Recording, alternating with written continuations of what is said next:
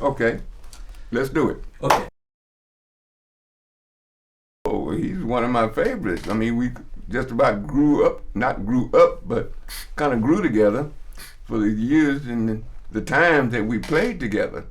We like knew one another, and little tricks that we used to play with one another, and writing, and so we understood and had the same kind of feelings and thoughts about the music that we were creating, and very enjoyable.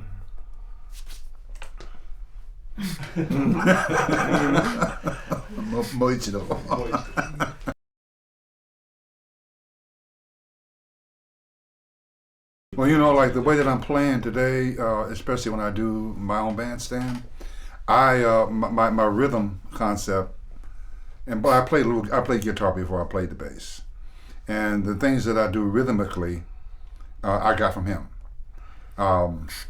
Whether it sounds that way or not, but the moves. So the things that I do when I play chords, especially when I do my own bandstand, the things that I do are the things that I heard him do, or the things that I wish he were there to do. So as a rhythm player, especially when it comes to rhythm and blues, or when it comes to walking, he just said it all. There's the same flavor. It's like we're almost the same person. Like a Cornell. I mean, I play with a lot of great guitar players, but it's like if I were a guitar player, I would want to play like him, especially rhythmically. I'd never be able to solo like you, bro. I mean, that you got that all by yourself. But rhythmically, I'm a rhythm kind of guy, and I like rhythm. And all the guitar players that I play with, they don't play the rhythm the way he does. It's like when you listen to an organ player, you hear a rhythm in the right hand. A real organ player. A real organ player, Yeah. a real one. So that's where I kind of think too that in a way it's a Texas thing. Mm-hmm. Because even I've been here 28 years, and I played with just about everybody here, and they all want to go that way. But of course, you gotta, like everybody smiles. Everybody's trying to smile that way, and things have changed though, to where they don't really play that way anymore. Whereas I used to hear the Mighty Clouds of Joy had a guitar player. Me and you were maybe me and you were together. We heard this bass and guitar player playing. It was at a church or something like that, and they were just picking them up and putting a rhythm, like a bicycle. So like the answer, I mean, I'm very long-winded, which you already know, but I kind of think that when it comes to guitar players, I think about him more, and I think of the other guitar players that are majestic and great too. But like if I were a guitar player, I would want to play the rhythm with one finger like him.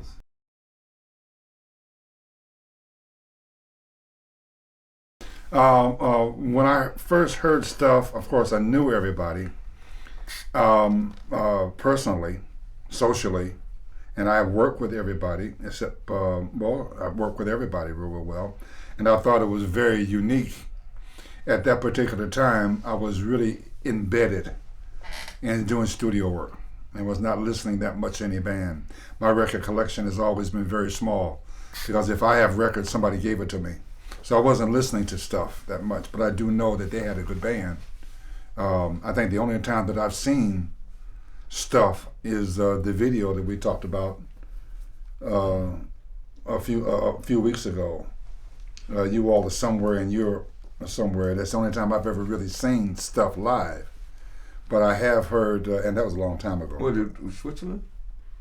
It could have been Switzerland. Mm-hmm. Montrose. Richard, Gordon, you, and Eric. Switzerland. Montrose, Switzerland, yeah. In 1971.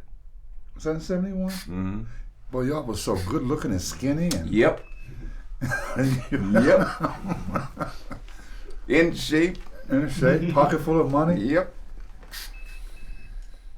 So I think, for me, and specifically answer your question, I mean, like I sort of came up with him because before I got to New York, guitar, I was a guitar player. No, I take that back. That was not 1971.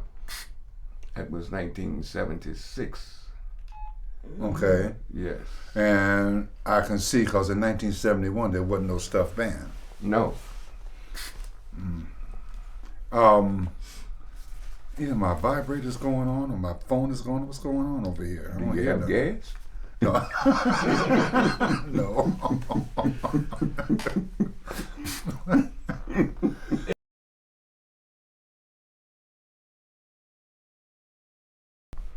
Nowadays, young people aren't taking the time that I would say our generation took to know how to play. Right. You can't sit in your bedroom practicing all day and playing the records. You got to get out and mingle with people that are out of tune, people that are rude, or people that are really better than what you got in your bedroom. Yeah. And playing in a key that you're not quite familiar with, but you learn how to do it. They don't want to go through all those steps.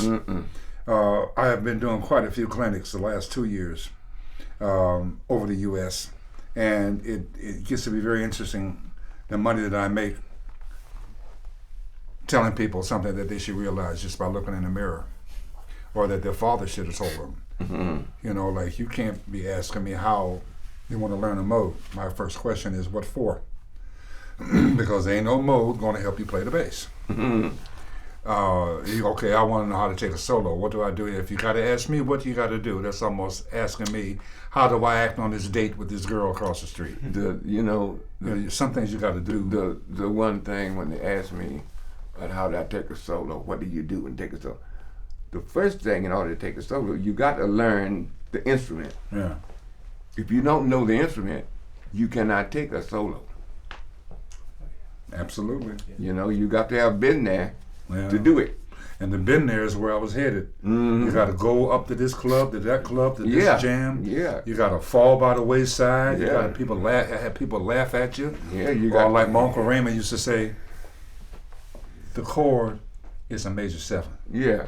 And when I take my solo, I got to hear major 7. Major else I 7. can't. Yeah. And so by the time he says that to me hard enough and long enough, the audience is looking, the other band members are looking. So now I just, they got to go through that. Nothing is perfect.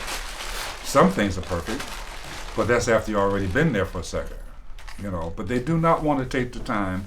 They think that, they ask me, wow, where'd you get the strap? And I tell them, and they say, wow, I want to give me one of those. Then it reminds me of everybody. They think that if they get this strap, they'll do it. That's going to help them play like me. As opposed to just getting a shoelace or whatever and play like just having the experience. But this strap don't even help me play. Or what kind of bass you got. Yeah. And I'm gonna get the same kind of bass that Stanley got. I'm gonna get the same kind of bass that so-and-so got. It don't mean a thing at all. Me and Willie sat down one day, and he had in his loft about 30 basses.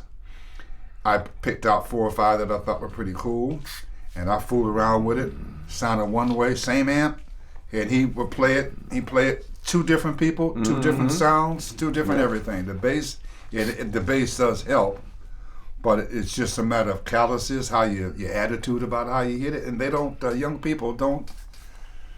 They don't want to take the time. Too much TV. Time is what you got to have with it. Too much TV. You got one way to get by that is to be in love.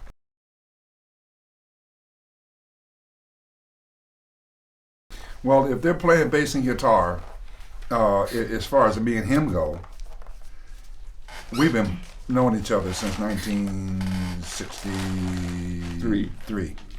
This is 2010.